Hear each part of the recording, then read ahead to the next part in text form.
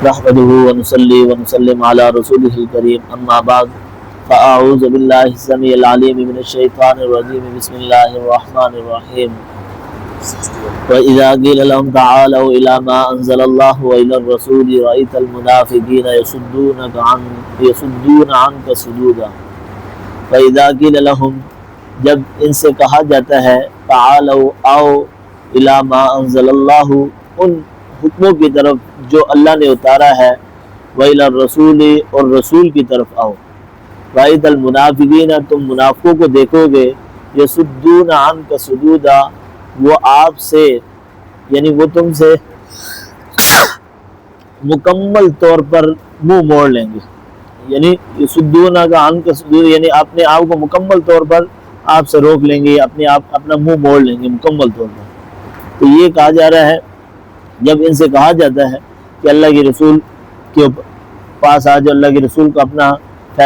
فیصل مان لو اور اللہ کے رسول کے طریقوں پر چلنے لگ جاؤ تو فرمایا جا رہا ہے کہ اس ٹائم تم منافقوں کو دیکھو گے وہ مکمل طور پر روگردانی کریں گے رسول کی نافرمانی کریں گے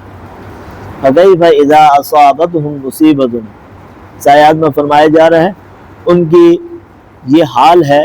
کہ جب ان کے ہاتھوں کی کرتوت کی وجہ سے ان کے اوپر کوئی مصیبت آ جاتی ہے ثُمَّ جَاءُوكَ يَحْلِفُونَ بِاللَّهِ پھر وہ آپ کے پاس اللہ کی قسمیں کھاتے ہوئے آتے ہیں إِنْ أَرَدْنَا إِلَّا إِحْسَانًا وَتَوْفِيقًا کہتے ہیں کہ ہمارا ارادہ یا ہمارا مقصد آپ کے ساتھ بلائی اور ملاپ کرانے کی ہے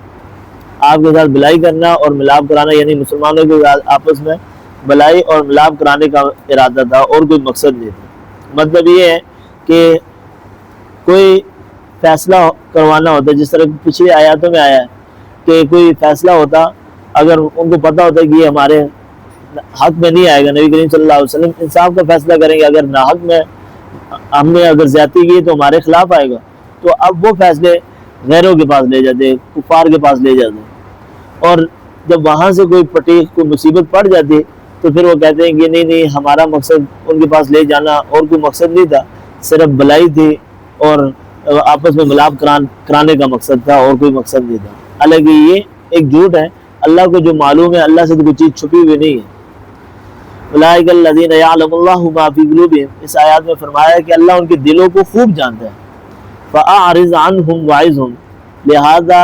انہیں آپ درگزر کیجئے اور انہیں نصیحت کیجئے وَقُلْ لَهُمْ فِي أَنفُسِهِمْ قَوْلًا بَلِيغًا اور ان سے ایسی بات کہیے جو ان کے دلوں میں چلی جائے ان کے دلوں تک اثر کر جائے یعنی ان کو ایسی بات کی ترغیب دیں ان کی ایسی بات کی رہنمائی کریں جو ان کے دلوں میں اثر کر جائے تاکہ یہ غلط کاموں سے باز آ جائے وَمَا أَرْسَلْنَا مِن رَّسُولٍ إِلَّا لِيُطَاعَ بِإِذْنِ اللَّهِ اے پیغمبر اے رسول ہم نے آپ کو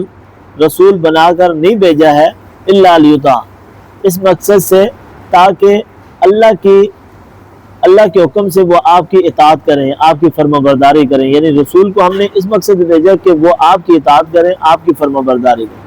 وَلَوْ أَنَّهُمْ إِذْ ظَلَمُوا أَنفُسَهُمْ اگر وہ اپنی جانوں پر ظلم بھی کر لیتے ہیں ثُمَّ جَاءُوكَ فَاسْتَغْفِرُ اللَّهَ تو وہ اگر آپ کے پاس آ جاتے ہیں اور اللہ سے استغفار کرتے ہیں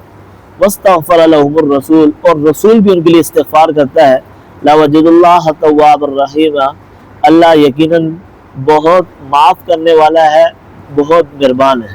یعنی اللہ جو ہے وہ معاف کرنے والا ہے اور مہربان ہے آپ کے ساتھ اچھا برتاؤ کرنے والا ہے تو جب ایک انسان اللہ کے رسول کے پاس اس مقصد سے آتا ہے اور خود اللہ تعالیٰ سے معافی مانگتا ہے اور رسول سے بھی دعا کرواتا ہے تو پھر ایسے حال میں اللہ سبحانہ و تعالیٰ بھی معاف کرنے والے ہیں اور بہت مہربان ہیں فَلَا وَرَبِّكَ لَا يُؤْمِنُونَ